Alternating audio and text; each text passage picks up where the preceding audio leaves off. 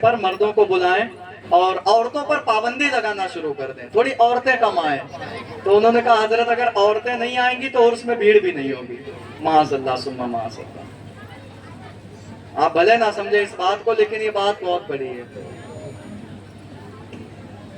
عورت کے بارے میں حضور اعلیٰ حضرت لکھتے ہیں، عورت کو گھر میں اتنی تیز بولنا نہیں چاہیے کہ اس کی آواز غیر محرم سنے۔ عورت اگر پائل پہنی ہے تو اس میں اتنی تیزی سے پاؤں نہ رکھے کہ اس کی جھنکار گھر سے باہر نکل جائے۔ اللہ اکبر۔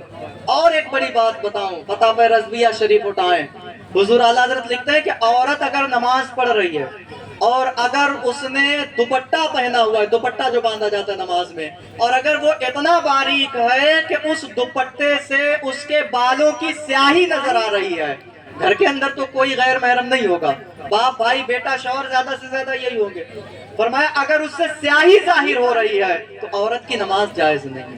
اللہ اکبر۔ جو میں کہنا چاہ رہا، اللہ کرے آپ وہاں تک پہنچے ہیں، اپنی عزتوں کی، اپنی آبرو کی حفاظت کریں۔ عورت بڑا قیمتی سرمایہ ہے، یہ چھپانے کی چیز ہے، گھروں میں رکھنے کی چیز ہے، محفل یا جلسے اسٹیجوں کی زینت بنانے کے لیے نہیں، اس کو چھپا کر کے رکھا جائے۔ خیر بات دوسری طرف آ رہی ہے، عقیدہ، ایمان مضبوط ہو، اللہ کا خوف ہمارے دلوں کے اندر پیدا۔ کیسا خوف؟ ابھی میں نے بتایا عمر فاروق اعظم، عثمان غنی، بہت بڑے صحابی، تاریخ اسلام میں آپ کو ایسا کوئی بندہ نہیں ملے گا۔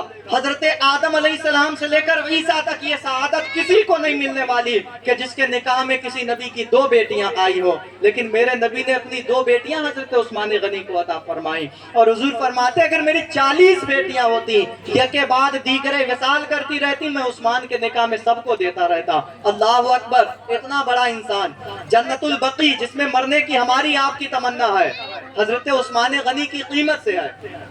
کرنٹ اکاؤنٹ آج بھی آپ کا عربیہ کے اندر چل رہا ہے، اتنا بڑا انسان، لیکن قبرستان میں جاتے ہیں، قبروں کے اندر کھڑے ہوتے ہیں، اتنا روتے ہیں، اتنا روتے ہیں، میرے مولا یہ تو قبر ہے، یہاں میرا کیا ہوگا؟ بتائیے، سوچ نہیں سکتے ان کے بارے میں کہ قبر بھی ان سے سوال کرے گی، لیکن اتنی تکلیف، اتنا درد ان کے دل میں جو بخشائے ہیں۔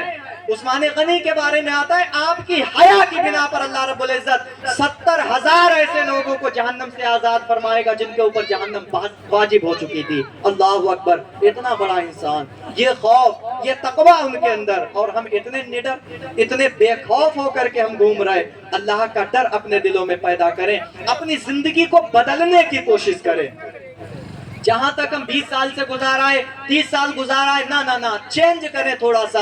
مدینے کی گلیاں ہیں، حضرت عمر فاروق اعظم کا دور خلافت، بڑا مشہور واقعہ آپ نے سنا ہوگا، واقعہ سنانا مقصد نہیں ہے، اس کا نچوڑ آپ سمجھیں۔ عمر فاروق اعظم کا دور، ایک عاشق مجنو آ رہا ہے، ایک عورت نماز پڑھ کر کے آ رہی۔ پہلے کے دور میں حضرت عمر کے دور تک عورتیں مسجد میں آتی رہیں، علماء سارے جانتے ہیں۔ اس کے بعد فتنے کی بنا پر، آج اللہ ماشاءاللہ، میں معافی چاہتا ہوں، آپ دیکھیں کیا یہ حال نہیں ہے کہ صاحب گھر سے بچی نکلتی ہے، فون کر لیتی کہ صاحب فلاں مزار پر پہنچے گے، تم بھی وہاں آ جاؤ، زیارت ہو جائے گی۔ یہ ہے، بھلے آپ مانے یا نہ مانے، ایکسپٹ کریں نہ کریں، لیکن یہ ہے حقیقت ہے، یہ تلخ حقیقت ہے۔ تو اگر آج مسجد میں بھی عورتیں جاتی تو آپ کیا سوچ سکتے ہیں کہ وہاں فتنے نہیں ہوتے؟ حضرت عمر فاروق اعظم دور اندیش تھے، فیوچر کو بھانپ رہے تھے، آپ نے دیکھا حالات برے ہوں گے۔ آپ کے دور میں ایک نوجوان مسجد سے نکلا، ایک عورت بڑی خوبصورت، پورے جسم پر پردہ ہے، آنکھیں کھلی ہوئی ہیں، صرف آنکھیں، اور آنکھوں پر بھی تو انسان فریفتہ ہو جاتا ہے۔ دل آ گیا، پرپوز کر دیا، پرپوزل بھیجا اپنا، میں تجھے بڑا ہی پیار کرتا ہوں، بڑی محبت تجھ سے ہے، بتا میرے بارے میں تیرا کیا خیال ہے؟ عورت کہنے لگی اما تستحی، تجھے حیا نہیں آتی، تجھے شرم نہیں آتی؟ کہنے لگا کس سے حیا کروں؟ اللہ سے حیا کر۔ تو کہنے لگا بتا تیری قیمت کیا ہو سکتی ہے، تو کیسے مجھے ملے گی؟ تو وہ عورت کہنے لگی چل میری ایک شرط ہے، 40 دن تک عمر کے پیچھے نماز پڑھ لے، 41ویں دن میں تجھ سے نکاح کرنے کے لیے تیار۔ 40 دن تک عمر کے پیچھے نماز پڑھی، 41ویں دن وہ عورت سامنے کھڑی ہے، اس نے دیکھا، اگنور کرتا ہوا چلا گیا۔ عورت نے کہا اے نوجوان میری طرف دیکھ، میری طرف مائنڈ کیوں نہیں ہو رہا؟ تیرا تو میں کرش تھی نا، تو مجھ سے پیار کر رہا تھا، آخر آج میری طرف دیکھ کیوں نہیں رہا؟ کہنے لگا اے میری بہن، عمر نے جو دل تیرے ساتھ جڑا ہوا تھا اس دل کا تعلق اللہ سے جوڑ دیا ہے. اب مجھے بھی تو سوچنا چاہیے, اگر مجھے 5 سال بیان کرتے ہوئے ہو گئے اور میرے بیان سے کسی ایک بندے کی زندگی نہیں بدلی, اگر مجھے 5 سال 10 سال امامت کرتے ہوئے ہو گئے اور میری امامت میں 10 لوگوں کی سورہ اخلاص اگر صحیح نہیں ہوئی ہے, تو پھر میں سوچوں قیامت میں میرا کیا حال ہوگا, میرے سے زندگی کیوں نہیں بدلی جا رہی. یہ نوجوان طبقہ بیٹھا ہے, نوجوان اس قوم کی ہڈی, کسی بھی قوم کی ریڑھ کی ہڈی ہوا کرتے ہیں, اور آج جو ہمارا حال برا ہے اس کا ریزن یہ ہے کہ ہمارے نوجوان بے غیرت ہو گئے. اقبال بولے کہ اگر نوجوانوں کے دلوں سے عشق مصطفیٰ کو چھیننا ہے, کھینچنا ہے, تو انہیں بے حیا بنا دو. اور بے حیا ہو گئے, کٹو پہن کر کے گھر میں گھوم رہے ہیں, ایسے ایسے گندے سین, گندے گندے ریل دیکھ رہے ہیں گھر میں کہ پوچھے ہی نہ آپ. گھر کے حالات بڑے برے, ٹی وی چل رہی, LCD, اس کے اوپر شو بھی چل رہے ہیں, سیریلز بھی چل رہے ہیں. آپ بتائیں دلوں پر ہاتھ رکھ کر کے, کیا آج کل کے ٹی وی, سیریل, فلمیں یا گانے فیملی کے ساتھ دیکھنے والے ہیں؟ لیکن دیکھے جا رہے ہیں, دیکھے جا رہے ہیں. ساری ٹیوشن آج کل گھر میں بگاڑنے کی دی جا رہی ہے. علامہ رومی لکھتے ہیں, یہ آخری واقعہ, اس کے بعد میں کوشش کرتا ہوں بات سمیٹوں, ٹائم بہت ہو رہا ہے. علامہ رومی لکھتے ہیں کہ ایک نوجوان تھا, علم دین بہت بڑی نعمت ہے, بہت بڑی نعمت ہے علم دین. کوئی مذہب ایسا نہیں جس میں کہا گیا ہو that knowledge is most important for everyone as man or woman. لیکن صرف مذہب اسلام ہے جو یہ کہتا ہے طلب العلم فریضۃ علی کل مسلم و مسلمہ. علم دین سیکھنا ہر مسلمان مرد عورت کے اوپر فرض ہے. تمہارا دین تم سے کہہ رہا ہے کہ تم سیکھو, اور ضروری نہیں کہ آپ عالم دین بنو, مفتی بنو. اگر کوئی بستی شہر کے اندر ایک آدمی بھی عالم دین بن جائے, سب لوگ بری الذمہ ہو گئے. لیکن اتنا علم, والدین کے حقوق کیا ہیں, نماز کیسے پڑھیں, اللہ کی ذات و صفات کا علم, حضور کی نبوت و رسالت کا علم, صحابہ اہل بیت کے بارے میں جاننا, قرآن سے احکام کو اخذ کر لینا, تجارت کے احکام کا جاننا ہر مسلمان کے اوپر فرض ہے. یہ نہیں مانا جائے گا. آج کہتے تھے صاحب ہم کوفڑا ہیں, ہمیں تو پتہ ہی نہیں تھا ہم عمل کیسے کرتے. علماء لکھتے ہیں کہ ایک انسان جسے پتا تھا اس نے عمل نہیں کیا, اسے 1 برابر مارا جائے گا. مان لیجیے اگر وہاں مار لگی تو اسے صرف 1 کوڑا مارا جائے گا, اور جسے پتا بھی نہیں تھا, اس نے عمل بھی نہیں کیا, اسے 2 کوڑے مارے جائیں گے, اسے ڈبل سزا دی جائے گی. ایسا نہیں کہ وہ یہ کہہ دے کہ صاحب ہم کوپڑا تھے تو ہم بچ جائیں گے. نہ, تم نے سیکھا کیوں نہیں, تم نے جانا کیوں نہیں, تم علماء کے پاس بیٹھے کیوں نہیں. قرآن میں اللہ تم سے کہہ رہا ہے کہ علماء سے سیکھو, پڑھے لکھے لوگوں سے جانو. جو چیزیں تم نہیں جانتے ہو تم کیوں نہیں گئے جاننے کے لیے. جانے, علم بہت بڑی نعمت ہے, علم بہت بڑی شکتی ہے. امام مالک علیہ رحمہ کا فتویٰ ہے کہ علم انسان کو عزتیں عطا فرما دیتا ہے, علم انسان کو عزت کے تخت پر لا کر کے بیٹھا دیتا ہے, علم انسان کو عزت کے منصب عطا فرما دیتا ہے. علم کے بارے میں ڈاکٹر بھیم راؤ امبیڈکر, بڑی اچھی بات آپ نے کہی ہے, سبھی لوگ جانتے ہوں گے ان کے بارے میں. جانتے ہیں نا, سنویدھان کا پتا کہا جاتا ہے جن کو. بہت بڑا انسان ہے, واقعی میں بڑی عزت کا مالک ہے, بڑی محنتیں اس بندے نے کی ہیں. آج انہی کا سنویدھان ہے جو انسان کھل کر کے جلسے کر رہا ہے, اپنے دین کو فالو کر رہا ہے, اپنے دین کے چرچے کر رہا ہے, اپنے دین کو ہائی لائٹ کر رہا ہے. اذانیں ہو رہی, نمازیں ہو رہی, جلسے ہو رہے, یہ احسان ہے اس بندے کا.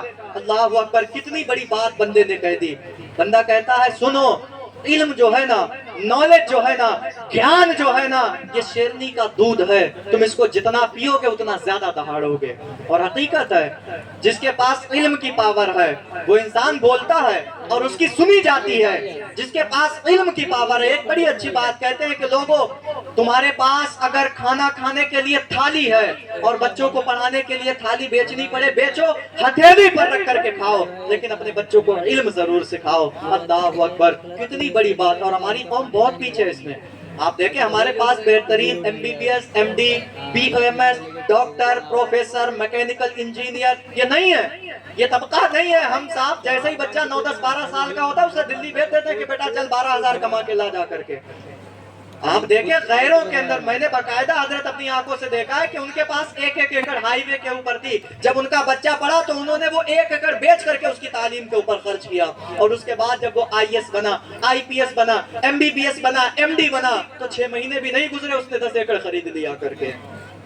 तो इल्म के लिए कुर्बानियां दें। जो हम बकरे का गोश्त 8वें दिन खाते, हफ्ते में आप ना खाएं, महीने में एक बार खा लें, चटनी खा करके गुजारा करें, लेकिन बच्चों को तालीम की तरफ बढ़ाएं। दुनियावी तालीम भी इंसान को इज्जत देती है, लेकिन मेरे दीन की तालीम तो बड़ी है। मेरे महबूब इरशाद फरमाते, तुम में सबसे बेहतर वो है जो इल्म दीन हासिल करे या लोगों को हासिल कराए। हुजूर अलैहिस्सलाम फरमाते, एक साथ के लिए इल्म दीन हासिल कर लेना 6000 महीने या 60,000 महीने की इबादत से ज्यादा अफजल आला है। फरमाया, एक आबिद जो नमाज पढ़ रहा है, सर्दियों में वुजू कर रहा, मस्जिद जा रहा, नमाज पढ़ रहा, नफल इबादत अदा कर रहा है, और एक आलिम दीन जिसने इशा की अदा की, चैन से सो रहा है, फरमाया उस आबिद से ज्यादा अफजल आला ये सोने वाला आलिम है। हमारे सूफिया फरमाते, 40 आबिद अगर इबादत करें फिर भी वो एक आलिम की इस्तराहत तक नहीं पहुंच सकते। ये शान है उलमा के, और फिर आखिरत में तो बड़ी शान है। फरमाया, एक हदीस सिर्फ सुने, हुजूर अलैहिस्सलाम इरशाद फरमाते हैं, अपने खानदान में 9 पुश्तें या 7 पुश्तें ऐसी होंगी जिनके ऊपर जहन्नम वाजिब हो चुकी होगी, अल्लाह एक आलिम दीन के सदक़े में उन सबकी मग़फ़िरत अता फरमा देगा। और चलते फिरते तो सैकड़ों रिवायात आपको मिलेंगी, सही रिवायात में है, अगर कोई पानी पिला देगा अल्लाह रब्बुल इज्जत उसे माफ कर देगा, कोई आलिम दीन को खाना खिला देगा उसे माफ कर दिया जाएगा, कोई किसी बच्चे के तालीम के दौर में जागीर अपने घर में लगाएगा उसे माफ कर दिया जाएगा। बल्कि यहाँ तक फरमाया, हुजूर अलैहिस्सलातु वस्सलाम फरमाते हैं कि लोगों, अगर कोई आलिम के साथ मोहब्बत से दुनिया में बैठ गया तो अल्लाह रब्बुल इज्जत क़यामत में जन्नत में उसको मेरे साथ मोहब्बत के साथ बैठाएगा। ये शान है उलमा की। आलिम की ज़ियारत करना भी इबादत है। ये बयान इसलिए नहीं किया जाता कि लोग सोचेंगे कि साहब अपनी शान बयान कर रहे हैं, ये मेरे नबी ने बयान फरमाई है। ज़ियारत भी इबादत है, और बल्कि बाज़ रिवायात में आया कि उलमा के चेहरे को देखने पर उम्रा और हज का सवाब अल्लाह अता फरमाता है। ये शान है, और हाफिज की भी बड़ी शान है, बड़ा आला मकाम। 10 लोग अगर हाफिज कुरान को समझ रहा है, उस पर अमल कर रहा है, मेरे नबी फरमाते 10 लोग खानदान के जिनके ऊपर जहन्नम वाजिब हो चुकी थी, अल्लाह उन्हें उस हाफिज के सदक़े में माफ फरमा देगा। तो अपने बच्चों को दीन की तरफ जोड़ें। आपका बच्चा 7-8 साल का हो, 3-4 साल के लिए मदरसे में डालें, हाफिज बन जाएगा।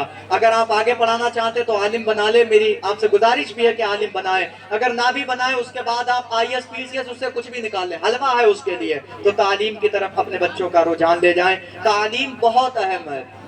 रूमी अलैहिर्रहमा